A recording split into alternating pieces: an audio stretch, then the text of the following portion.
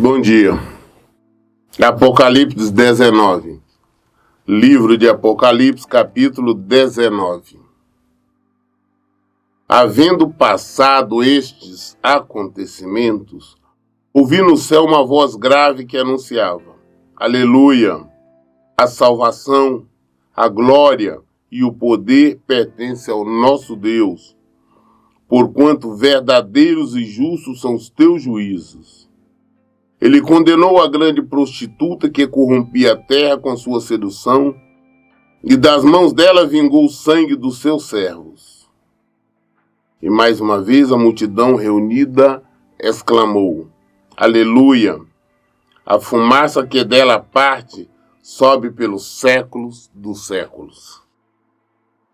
Então os 24 anciões e os 4 seres viventes prostraram-se e adoraram a Deus que está sentado no trono e exclamavam: Amém, aleluia. E do trono partiu uma voz que proclamavam: Louvai o nosso Deus, vós todo o seu servo, e vós o que temeis, tanto pequeno como grandes. Então ouvi algo semelhante ao som de uma grande multidão, como o estrondo de muitas águas, e poderosos trovões que bradavam: Aleluia! Porquanto o Senhor nosso Deus, o Todo-Poderoso, já reina. Alegremo-nos, exultemos e demos glória a Ele, porque chegou a hora das bodas do Cordeiro, e sua noiva já está preparada. Para vestir-se foi-lhe providenciado o linho fino e puro e resplandecente. O linho fino representa os atos da justiça dos santos. A nossa função, nós somos criados para adorar o Senhor. Louvar e adorá-lo. Adorá-lo com a nossa boca, com nossos atos, com tudo aquilo que nós temos, que somos, tudo. É a nossa função adorar o Senhor. Porque na salvação, aqueles que foram achados dignos de desfrutar da vida eterna, da companhia do Senhor, estará louvando continuamente o Senhor. Estará glorificando o nome do Senhor, o Senhor dos Senhores. Então nós, aqui também, temos a obrigação de já estar glorificando o nome dele. Independente do problema, independente da situação, independente das lutas que estejamos passando, temos que glorificar o nome do Senhor.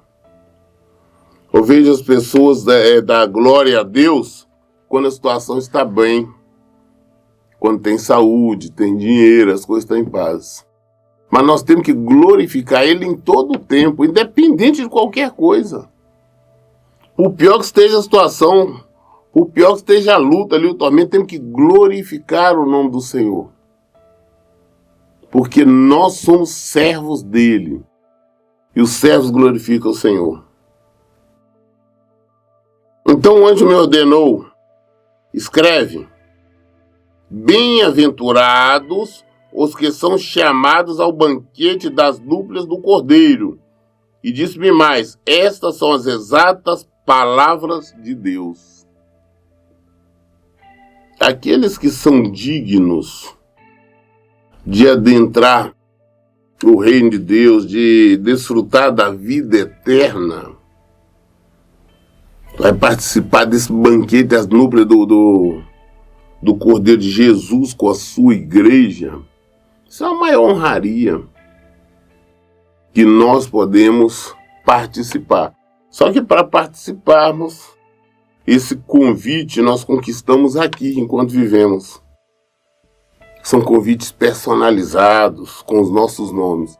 E nós o adquirimos enquanto estamos aqui, enquanto vivemos. Se nós vivermos em obediência à palavra do Senhor, se nós praticarmos os seus preceitos, as suas ordenanças, os seus mandamentos, se nós o temermos, se nós o adorarmos, com certeza, então nós também vamos é estar na festa das núpcias do Cordeiro da sua igreja. Diante disso, me lancei aos seus pés num gesto de adoração, mas ele imediatamente me orientou: olha, não faças isto. Sou conservo teu e de teus irmãos, que teu testemunho de Jesus. Adora a Deus, porquanto o testemunho de Jesus é a essência da profecia.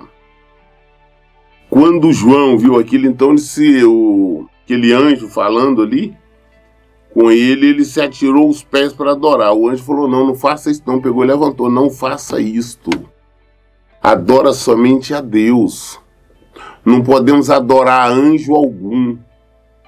As pessoas têm um hábito, eu vejo muito, pelo menos os católicos, outras religiões, não, anjo de guarda daqui, anjo de guarda para colar, anjo isso, aquilo. Não, nós não temos que adorar anjo nenhum, adorar absolutamente nada, a não ser o Senhor. Aqui nós vemos isso depois também lá no penúltimo livro da Bíblia, que é o livro de Judas. É aquele Judas que foi o irmão carnal de Jesus. O livro dele é pequenininho, escreveu somente um livro de um capítulo. A mesma coisa fala: não adorava anjos. Não podemos adorar ser algum. A nossa adoração é exclusiva para o Senhor. Quando nós queremos adorar qualquer coisa, estamos errando, estamos pecando. Vê a gravidade então disso, que as pessoas ficam adorando imagens, se curvando diante de imagens, de objetos, sendo que está em pecado, está em erro, porque se não podemos adorar nem a anjos, muito menos a imagens, a objetos, que o Senhor condena veementemente. Então nós temos que entender as coisas para nós não errarmos, porque às vezes nós erramos querendo acertar. As pessoas estão adorando coisas, objetos, imagens, anjos e tudo mais, com a intenção de estar agradando a Deus, mas na verdade estão pecando, estão desagradando. Adoração ao Senhor é de acordo com a palavra dele, adorarmos somente a Ele. Então olhei, e eis que vi os céus abertos, e diante de mim um cavalo branco, cujo cavaleiro se chama Fiel e Verdadeiro. Ele é responsável por julgar e guerrear com justiça. Seus olhos são como chamas vivas de fogo, e em sua cabeça muitas coroas, e um nome escrito que somente ele conhece. Estava vestido com um manto salpicado de sangue, e o seu nome é a Palavra. Aqui se refere exatamente a Jesus. O nome de Jesus é a palavra, ele é o verbo, é a palavra de Deus. Queremos ouvir Jesus? Leiamos então o Novo Testamento. Jesus está nos falando. Ele é a palavra, ele é o verbo. Você vê que ele fala: eu vi um cavalo branco, cujo cavaleiro se chama Fiel e Verdadeiro. Jesus é que é o fiel, Jesus é que é verdadeiro. Ele é responsável por julgar e guerrear com justiça. Todos nós seremos submetidos a um julgamento dele. E se não acharmos limpo como deveríamos, ele nos mandará para o inferno. É Jesus. Ele é a justiça. Ele é a palavra. Ele é o verbo. É ele que nos manda para o inferno. Seus olhos são como chamas vivas de fogo, e em sua cabeça há muitas coroas, e o nome escrito somente ele conhece. Está vestido com um manto salpicado de sangue. Eu vejo pessoas falar: não, eu vi Jesus, ele com aquele manto branco, com aquela coisa. Na Bíblia fala que o manto dele está todo salpicado de sangue. Exatamente o que aconteceu na morte dele. Ele derramou o sangue dele para nos dar vida. O sangue dele foi jorrado para que pudéssemos ter vida. Estava vestido com um manto salpicado de sangue, seu nome é a palavra de Deus. Qual é o nome do Senhor? Palavra de Deus. Quando é que nós ouvimos o Senhor? Ouvindo a palavra de Deus. Quando é que nós obedecemos o Senhor? Quando obedecemos a palavra de Deus. Quando nós agradamos? Quando obedecemos, quando praticamos a palavra de Deus. Jesus é a palavra. Ele é o verbo. Ele é o verbo. Os exércitos dos céus o seguiam, vestidos de linho fino, alvo e puro, montados em cavalos brancos. Uma espada afiada saía-lhe da boca para ferir com ela as nações. Ele as regerá com cedro de ferro, e ele mesmo é o que pisa o largado vinho da justiça, da justa ira de Deus Todo-Poderoso. Em seu manto sobre a coxa traz escrito este nome: Rei dos Reis e Senhor dos Senhores. Ele é Jesus, ele é o Senhor. Ele é o Deus Todo-Poderoso. Ele que julga, ele que apresenta e nos mostra a ira de Deus, a raiva de Deus contra os pecadores. É ele, é sobre esse julgamento dele que seremos submetidos. E se não formos achados dignos, seremos lançados para o inferno. É ele. Ele regerá com certo ferro. Ele mesmo é que pisa o lagar do vinho e da justa ira de Deus Todo-Poderoso. É ele. Nós vamos submeter o julgamento dele. As pessoas ficam achando, não, Jesus é bonzinho, ele vai entender, vai perdoar, misericórdia. Não. Nesse momento ele é juízo, ele não é mais advogado, ele não vai interceder, nada, ele vai julgar. Então, se nós queremos, nós temos que aproveitar a nossa chance agora. Este é o momento, nós realmente nos entregarmos a ele, praticarmos a sua palavra, vivermos em conformidade com o seu evangelho, que caso contrário, ele vai pisar o lagar do vinho. Avistei um outro anjo que se colocou em pé no sol e que clamava em alta voz a todas as aves que estavam em pleno voo pelo meio do céu: Vinde, ajuntai-vos para a grande ceia provida por Deus, a fim de comerdes a carne de reis, de comandantes, de poderosos, de cavalos, de seus cavaleiros, pequenos e grandes. Neste momento vi a besta e os reis da terra e os seus exércitos reuniram para guerrearem contra aquele que está montado no cavalo e contra o seu exército. No entanto, a besta foi presa, e com ela o falso profeta que havia realizado grandes sinais miraculosos em nome dela, por intermédio dos quais ela havia enganado todos que receberam a marca da besta e adoraram a sua imagem. Os dois foram lançados vivos no lago de fogo que arde com enxofre. Todos os demais foram mortos com a espada que saía da boca daquele que está montado no cavalo, e todas as aves se fartaram com a carne deles. Todos seremos mortos, lançados na morte por Jesus. A espada que simboliza estar saindo da boca dele ali, simboliza exatamente o que é a espada. A espada é um instrumento de defesa e de ataque. A espada de dois gumes. A espada afiada. Então, a espada, a nossa espada é a palavra de Deus, é o evangelho. Com ela nós atacamos, com ela nos defendemos.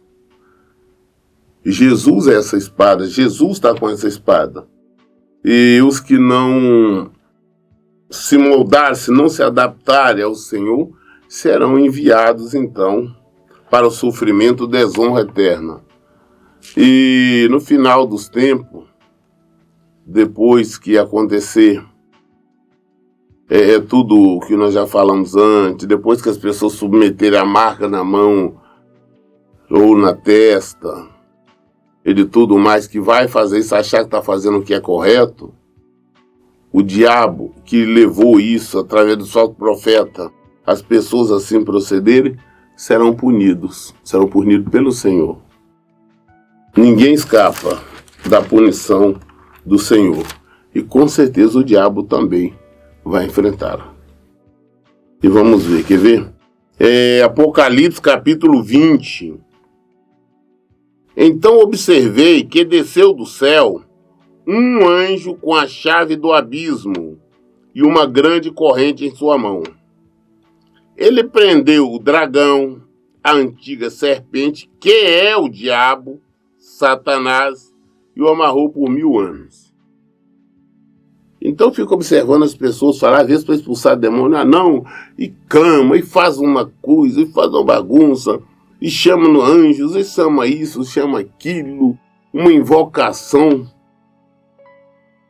Ou outros dão a entender que a questão do bem e o mal, que entre Deus e o diabo, que o diabo fica ali quase em empate com Deus, que Deus, Jesus, vence na prorrogação ali, depois do segundo tempo, e quase que fica empate o negócio, quase que é derrotado, como nos filmes, né? Geralmente o mocinho só vence no finalzinho, ele fica ali pelejando, geralmente apanha muito para vencer no final. Mas não é o nosso Deus, não. O diabo não passa de um anjo. Para nós observarmos aqui, ver que Deus não levantou do trono. O Senhor não levanta do trono, não chamou ele, vem cá, traz ali, eu quero ali agora uma legião de anjos, 2 ou 1/3 dos anjos, para prender o diabo, não. Ele falou um anjo. A Bíblia fala que ele está vendo aqui um anjo. Um anjo. Então você vê que desceu do céu um anjo, com a chave do abismo e uma grande corrente na mão. Um anjo. Somente um anjo prendeu o diabo. Deus não levantou do trono, não mandou vários anjos, não. Um somente. E prendeu ele, o dragão, a antiga serpente, que é o diabo. Ele amarrou por 1000 anos. Depois disso, o diabo vai ficar amarrado, preso por 1000 anos. Um anjo vai fazer isso. As pessoas imaginam, dão superpoderes, o diabo, com isso e aquilo, mas não é assim. Lançou-o no abismo, onde o fechou e pôs um selo sobre ele, para que não enganasse mais as nações, até que os 1000 anos se completassem. Depois disso, é necessário que ele seja solto por um pouco de tempo. O diabo vai ficar preso por 1000 anos. Durante 1000 anos ele não vai ter poder de fazer absolutamente nada, nenhum mal ao ser humano. Depois disso ele vai ser solto novamente. Olhei e vi alguns tronos e foi entregue o poder de julgar aos que nele se assentam. E vi as almas dos que foram degolados por causa do testemunho de Jesus e da palavra de Deus, os que não adoraram a besta, nem tampouco a sua imagem, e não receberam sinal na testa, nem nas mãos. Eles reviveram e reinaram com Cristo durante 1000 anos. É sobre a questão do julgamento. As pessoas hoje falam, não julguei, irmão. Não julguei, não pode julgar. Mas Jesus já nos ensina que nós devemos julgar sim, só que nós não podemos estar num erro e julgando o outro. Se eu estou praticando um outro erro qualquer, como que eu posso julgar alguém? Paulo nos fala muito bem sobre isso lá em Coríntios 5 e 6, onde fala que nós vamos julgar, nós não somos dignos de julgar as coisas simples. Daqui, como seremos então para julgar lá em cima, junto com Cristo? E os que forem salvos julgarão com ele. Então nós temos que deixar a hipocrisia de lado e viver o evangelho, falar a verdade. Hoje a defesa de muitos é essa, não julgueis, irmão. Não, nós temos que julgar sim. Temos que julgar os falsos profetas, os falsos crentes, os falsos pastores, os falsos evangélicos. É a nossa função. Mas é claro que nós temos que examinar para ver se nós não estamos fazendo nada errado. Porque não importa, eu não posso julgar alguém por mentira se eu estou cometendo uma maldade, um adultério. Eu não posso julgar alguém por outro. Antes eu tenho que tirar essa trave dos meus olhos. O que é tirar? Abandonar o pecado, o erro, depois eu devo julgar sim. Foi isso que Jesus disse. Antes de julgar, nós temos que tirar a trave, tirar aquilo que nos impede de fazer um julgamento justo. Entretanto, os demais mortos não reviveram até que se completasse 1000 anos. Esta, pois, a primeira ressurreição. Bem-aventurados e santos os que tomam parte da primeira ressurreição.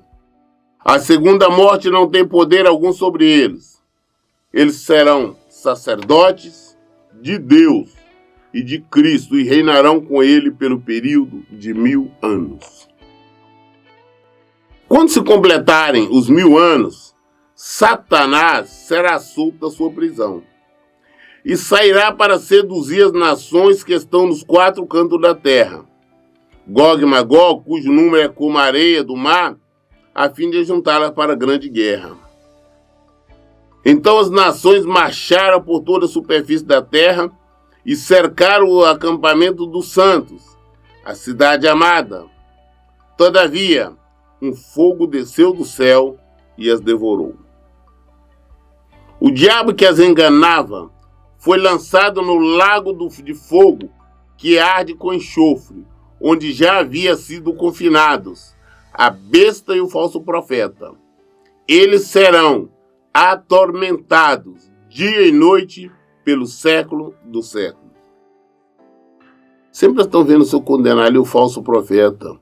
E o falso profeta hoje tem muitos seguidores, porque o que nós encontramos de falsos profetas nos templos, nas igrejas, nas ruas, falso profeta porque fica tentando falar em nome do Senhor, mas aquilo que o Senhor não disse, que não mandou, que não autorizou. Então, são falsos, são mentirosos, são hipócritas. E estes, com certeza, vão prestar conta. Se não se arrependerem, não pedirem perdão, não se converterem ao Senhor, com certeza irão pagar. Em seguida, observei um grande trono branco, e o que estava sentado sobre ele, a terra e o céu fugiram da sua presença, e não foi achado lugar para eles. Vi também os mortos, grandes e pequenos, em pé diante do trono, e alguns livros foram abertos. Então abriu-se um livro, o livro da vida, e os mortos foram julgados pelas observações que estavam registradas nos livros, de acordo com as suas obras realizadas. Todos nós estamos escritos no livro. Então, o livro da vida. Todos nós. E tudo que nós fazemos, com o nosso procedimento, nosso respeito em relação à palavra de Deus, está tudo sendo anotado. No dia o Senhor vai reabrir. Se estivermos no pecado, no erro, nós seremos lançados no abismo e vai mostrar por qual motivo. Está aqui, ó. Você errou, você pecou, você fez isso. Então, nós devemos procurar fazer com que fique registrado no livro da vida a nossa servidão ao Senhor, a nossa fidelidade ao Senhor, o nosso temor ao Senhor, o nosso amor ao Senhor. Nós temos que aprender a viver de acordo com a palavra dele. Saber que nada há oculto que não há de ser revelado. No grande dia, ele nos revelará tudo que nós podemos ser hipócritas, falarmos uma coisa, fazermos outra. Mas diante do Senhor nada fica oculto. E tudo será mostrado. E vamos prestar conta. Todos nós temos o livro da vida. Temos o livro da vida. E lá está anotado tudo. O mar entregou os mortos que jaziam nele. E a morte e o Hades entregaram os mortos que neles havia. E um por um foi julgado de acordo com o que tinha feito. Não importa, pastor, fulano morreu há anos, já era, não. Ele morreu afogado, morreu queimado, ele morreu em qualquer coisa, não. No grande dia, no julgamento, eles aparecerão. Ah, foi afogado, tudo bem, mas vai aparecer agora. Ah, foi queimado, foi na destruição, foi soterrado. Todos estarão diante do Senhor. E o Senhor vai julgar um por um. A morte vai devolver as pessoas que morreram. Uns para condenação e vergonha eterna. E outros para salvação. O julgamento acontecerá ali. E um por um foi julgado de acordo com o que tinha feito. Então a morte e o Hades foram atirados no lago de fogo. Esta é a segunda morte, o lago de fogo. E todo aquele cujo nome não foi encontrado, escrito no livro da vida, foi lançado no lago de fogo. Devemos saber que nós temos uma responsabilidade de ter para com nós mesmos.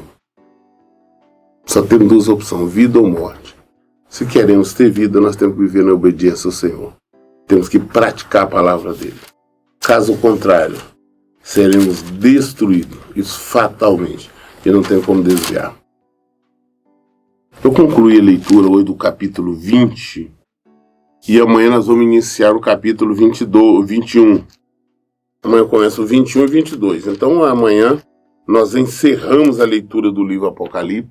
Amanhã nós encerramos a leitura do Novo Testamento. Nós encerramos a leitura de toda a Bíblia. Que antes já tinha lido todo o Novo Testamento, li agora no final o Antigo Testamento. E concluindo agora com Apocalipse, como eu tinha prometido ler. Quero que entendam que nós estávamos lendo a Bíblia, eu não estava fazendo a pregação. Estava lendo e explicando de uma maneira rápida algumas coisas. Apocalipse eu expliquei pouco, porque desde o início eu disse, eu pouco entendo, é um livro de revelação, eu só posso falar aquilo que o Senhor já me mostrou. E o que ele não mostrou, eu não posso falar só porque o pastor esse, o teólogo esse falou. Mas as nossas dúvidas nós esclarecemos na Bíblia. Dá toda a resposta aqui. Por isso eu digo, em todo tempo, leiam e pratiquem a Bíblia. Que Deus abençoe. Então, bom dia.